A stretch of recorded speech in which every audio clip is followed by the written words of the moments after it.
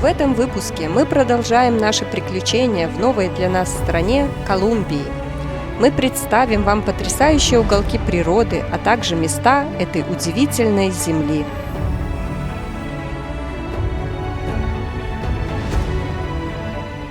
Друзья, может показаться, что мы где-то в Европе. На самом деле это одна из достопримечательностей Колумбии. Вот такая вот церковь, которая находится в ущелье, связанная с другой стороной мостом. В Южной Америке очень религиозный народ. В связи с этим существует много историй о чудесах и невероятных событиях. В Колумбии большинство из этих историй связано с собором Лас-Лахас Пресвятой Девы Марии Розарии.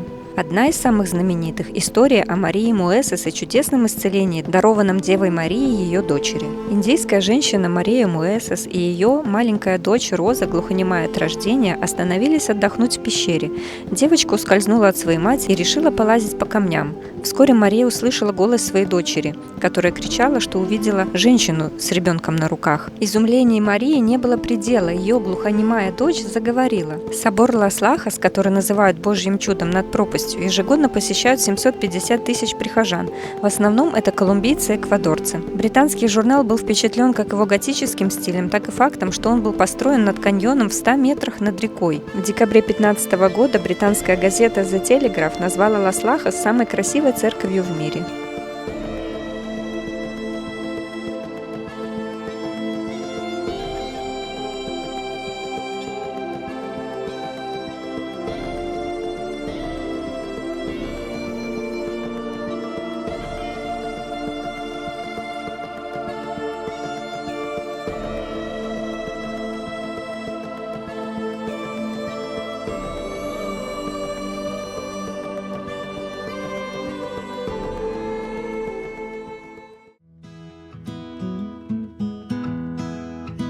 После Эквадора мы рванули вглубь Колумбии, подальше от границы.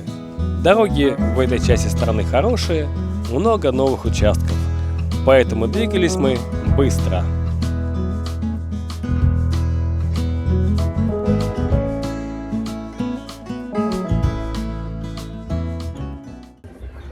Доброе утро, друзья! Это наша первая ночь в Колумбии. Остановились мы в частном доме. Хозяева нас приютили.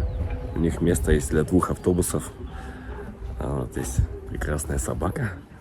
Колумбия одна из самых небезопасных стран на нашем пути, так как особенно часть, граничащая с Эквадором, примерно на 400-500 километров в глубину Колумбии считается небезопасной, а также побережье вдоль Тихого океана.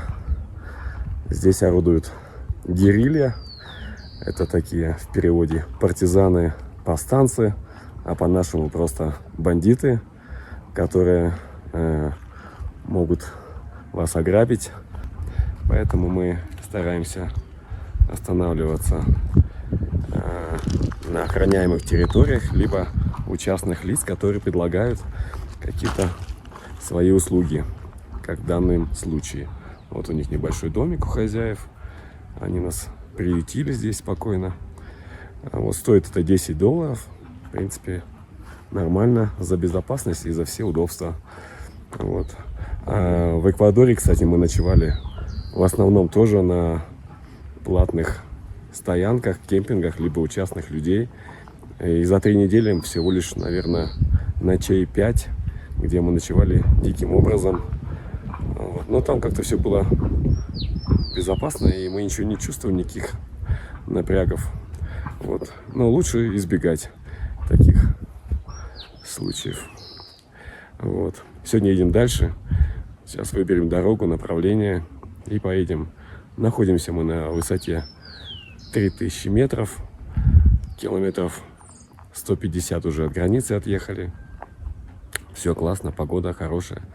Днем, кстати, 22, примерно 23 градуса, а ночью до плюс 12 опускается. Не жарко, но нам это так нравится, комфортно очень. Несколько дней назад мы пересекли экватор и теперь находимся в северном полушарии, практически дома. Мы проскочили его так быстро, что даже не успели заснять. На прошлой неделе мы отметили год начала нашего путешествия, как мы поехали на нашем автобусе путешествовать. И каждый прожитый день стоил того. Каждый потраченный цент стоил тех моментов той удивительной жизни, которую мы сейчас ведем. Поздравляем всех вас, причастных к этому событию, наших зрителей. Вперед! Вот, приехали хозяева, вернулись. У них такой небольшой уютный домик и такой участочек. Здесь летняя кухня, стиральная машина.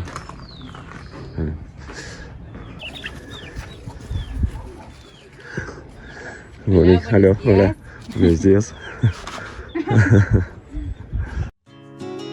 Наконец-то мы добрались до страны, где для заправки автомобиля можно получить качественный дизель.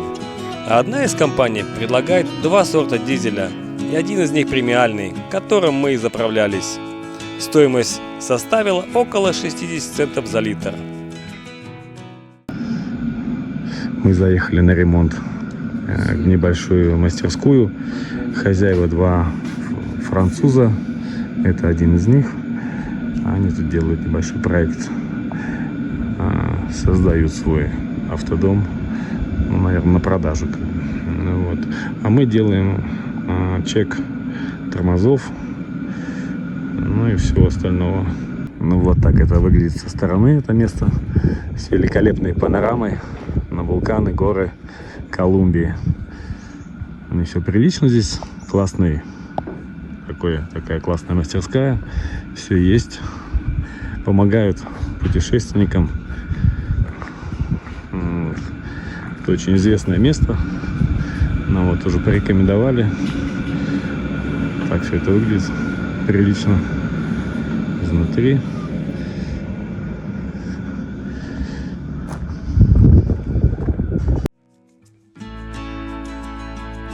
К сожалению, у ребят не получилось отремонтировать ни машину, тормозные колодки они не нашли, и я решил ехать дальше со скрипучими тормозами до следующего удобного случая отремонтировать это.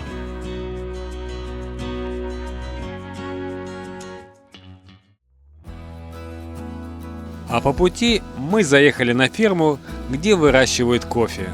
Колумбия занимает 3-е место в мире по производству кофе. Здесь выращивают исключительно арабику. Кофе производится в основном на фермах небольшого размера, принадлежащих частным лицам, где можно увидеть весь цикл от зрелых плодов до упаковки готового продукта. После увиденного мы попробовали кофе и купили с собой.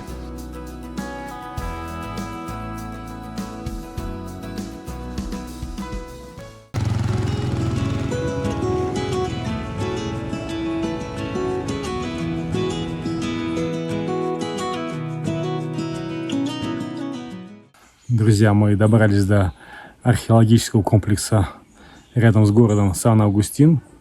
Здесь в джунглях еще примерно 170 лет назад археологи начали раскапывать различные каменные фигуры.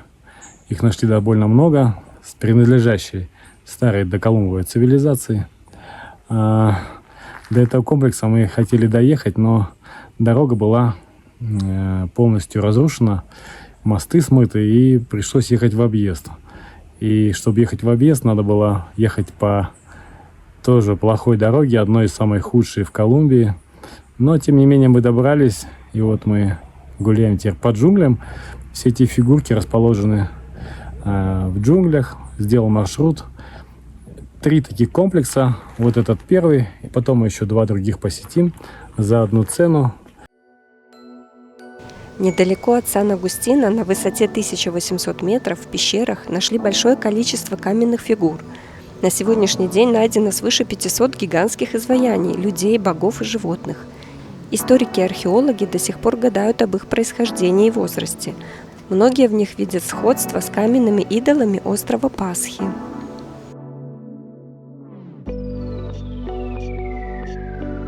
Сан-Агустин – единственная в Южной Америке доколумбовая культура, после которой осталось столь внушительное количество захоронений. Ученые полагают, что культ мертвых играл в их обществе особую роль.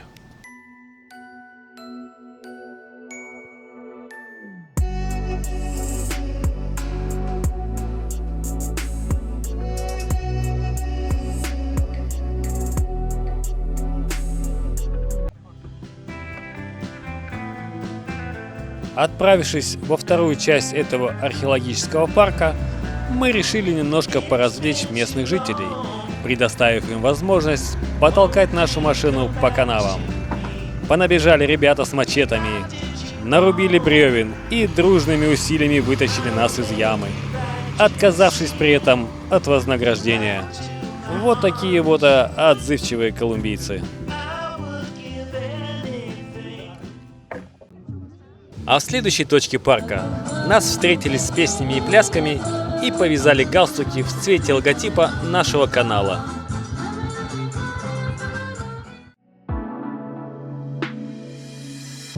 Территория парка довольно большая. Чтобы все не спеша обойти, мы потратили 2 дня.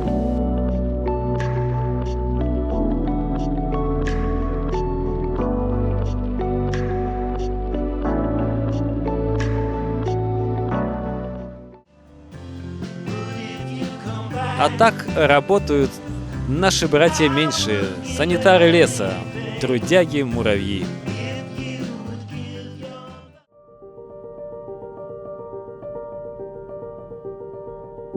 Дальше мы поехали в сторону столицы Богота и по пути заехали в национальный парк пустыня Де-ла-Татакоа, который немножко напоминает аргентинский ландшафт. Там мы провели 3 замечательных дня.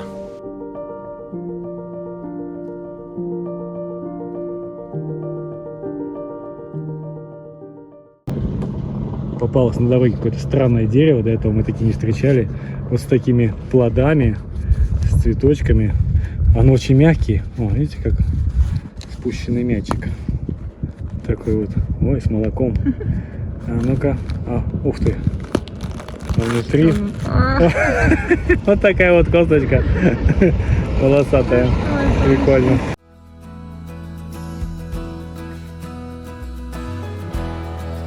Чтобы выехать из пустыни, мы решили поехать по заброшенной дороге, которая ведет через старые туннели и чуть живые мосты.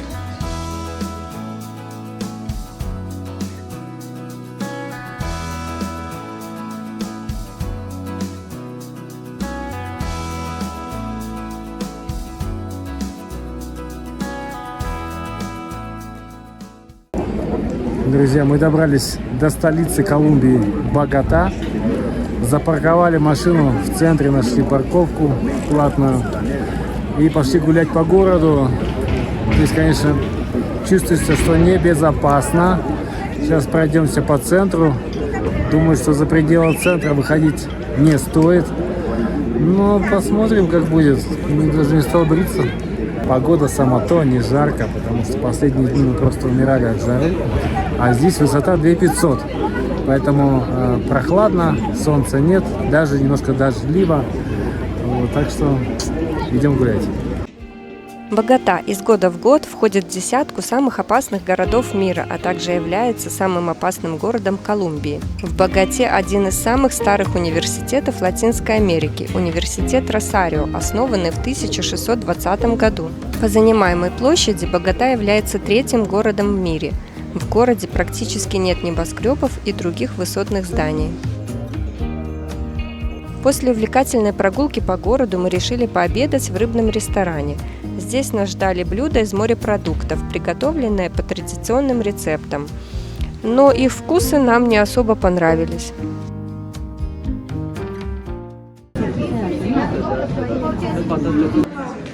Мы добрались в соляную шахту. Здесь должен быть соляной собор. Наверное, что-то похожее есть в Польше возле Кракова. Сейчас мы сравним, насколько это идентично. Правда, билеты космические стоят по 25 евро. Bueno, para todos, nuevamente, muy buenos días. Acompañar en esta experiencia única. Катедраль де Саль – подземная католическая церковь, построена в туннелях соляной шахты на глубине 200 метров под землей в недрах Голитовой скалы недалеко от города Сипакира. Является популярным объектом туризма и местом паломничества в стране.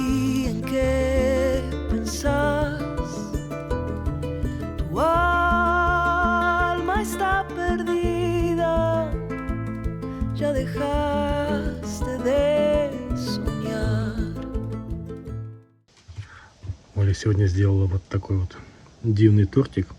Из чего он состоит, Оленька? Медовик Это медовик.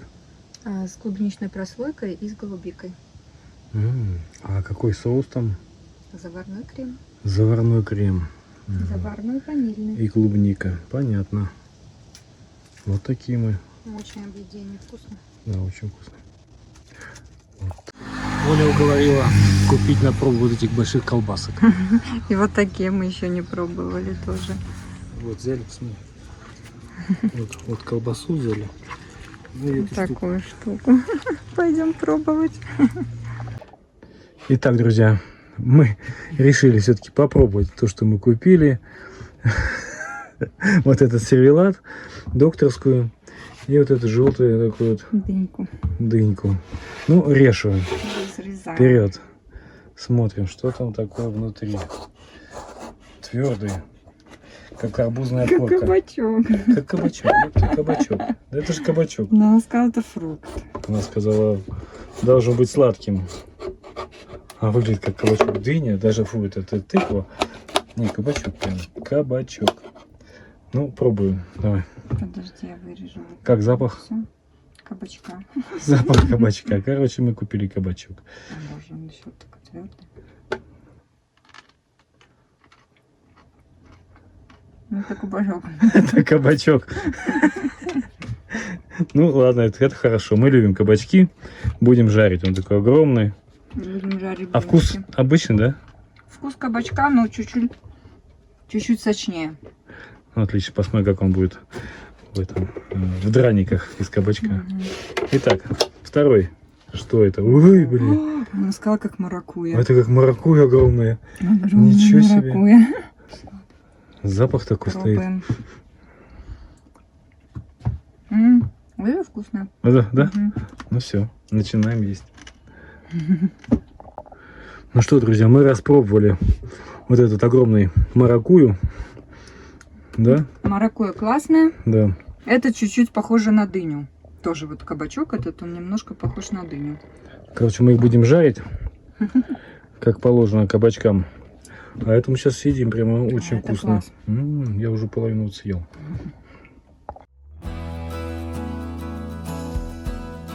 Колумбия – это удивительная горная страна, где высота местности варьируется от 500 до 2500 метров и выше. Здесь дороги извиваются между величественными горными хребтами, поднимаясь и опускаясь, создавая завораживающий ландшафт, полный захватывающих видов и необычных природных красот.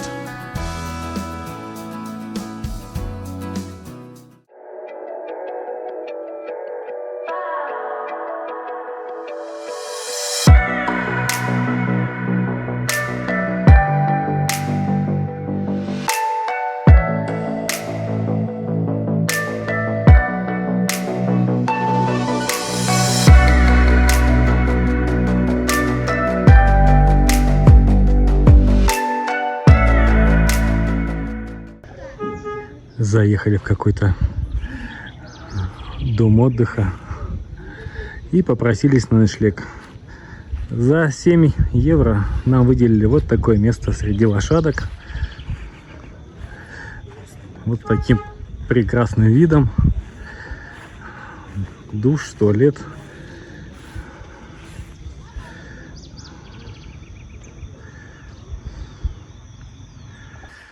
На территории даже есть озеро с рыбой, которое можно ловить. Вот так мы тут заночевали. Спокойно, тихо и не жарко. Без комаров. Красота. Наша любимая западня. Уже не первый раз заезжаем. с автобусом и все. И по пандусу. И будем сейчас как по рельсам ехать, пока не Все остановки останавливаться. Ой, Вот супер. такие здесь отдельные для автобуса. Как метро. Видите, мы тоже превратились в метрополитен. В Колумбии много красивых маленьких городков с неколумбийскими названиями, такими как Армения, Финляндия, в которую мы и заехали. Финляндия находится в департаменте Киндио, одном из основных кофейных штатов Колумбии. Погуляли по уютным улочкам и пообедали в местном заведении традиционной кухни. Чтобы глубже понять искусство кофейного мастерства, мы решили провести несколько дней на одной из фермерских усадеб. Хозяином этой фирмы оказался добродушный и веселый Фернандо, который вместе со своей женой Дорой тепло и радушно пригласили нас в свой дом.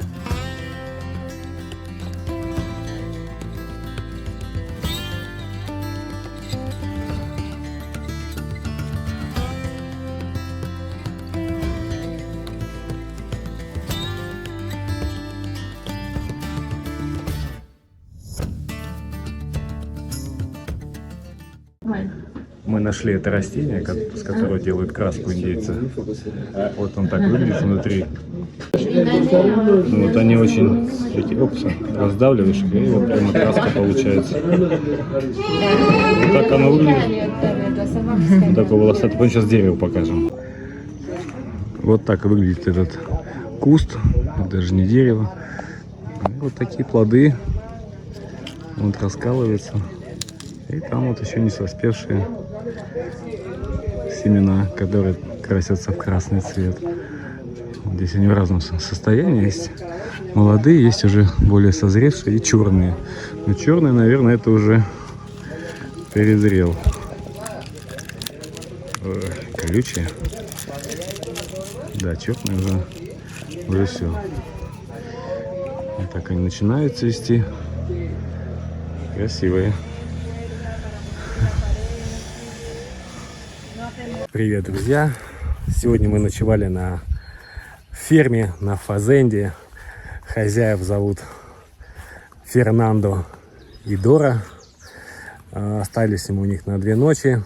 Кроме нас здесь остановились французы, 2 семьи, и испанцы тоже на своем автобусе.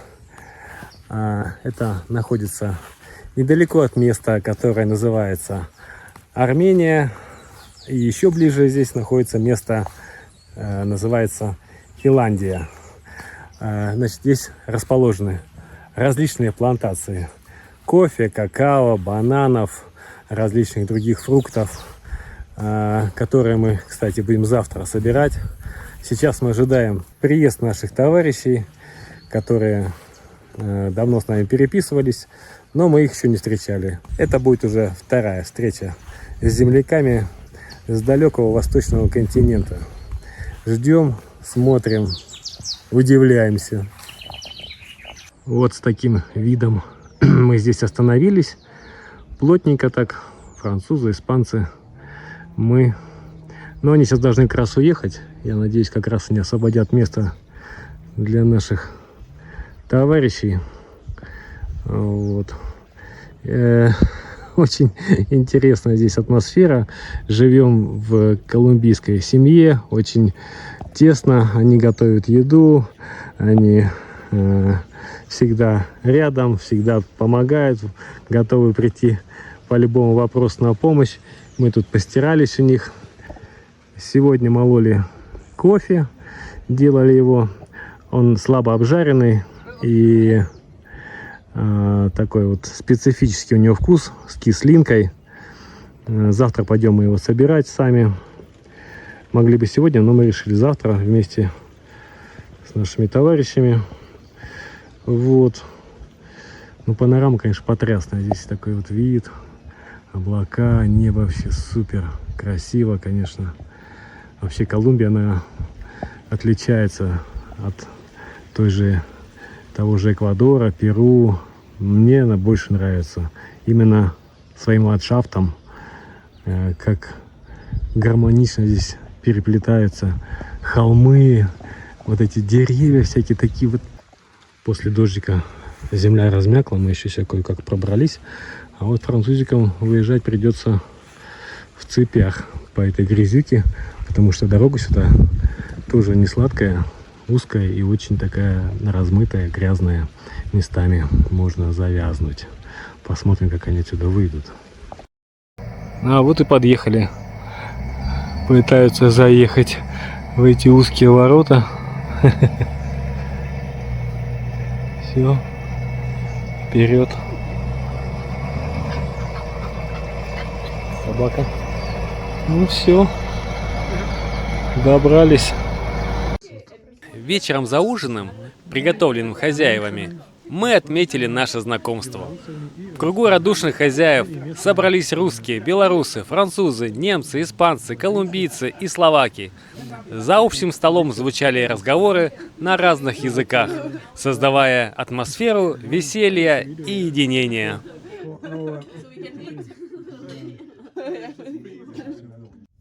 А на утро Фернандо повел нас по своим угодьям и поведал историю о том, как во время пандемии к нему постучалось несколько туристов на ночлег и застряли на полгода.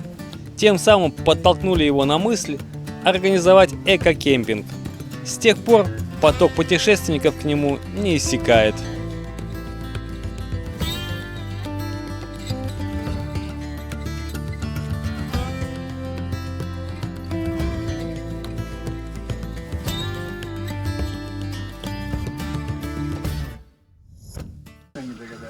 Сегодня мы готовим кофе, перебираем нежно собранные с восточной стороны горы, обжаренные немецким парнем. Еще не обжаренные, Прикольно. Вот так мы его сортируем. Отсортированные, плохие. Так. Это кофе-лювак, это для любителей. Кофе-лювак. Да, точно. Обжарка кофе происходит на дерево апельсина, мандариновое, бамбук и кофейное дерево. 300 кило de carbón. А здесь Андрей собственноручно перемалывает зерна, которые мы купили с собой. Погнали. Кофе, сделанный руками всех присутствующих.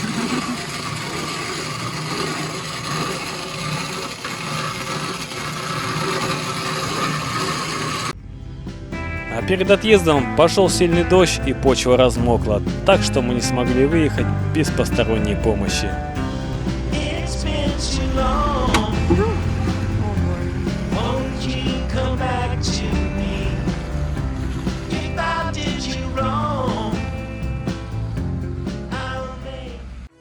А в следующем выпуске смотрите продолжение наших приключений по Колумбии. Вы увидите долину самых высоких пальм в мире, самый красивый городок, который нам понравился в Южной Америке, самый большой терракотовый дом в мире и еще много всего самого-самого. Ставьте лайки и подписывайтесь на наш канал.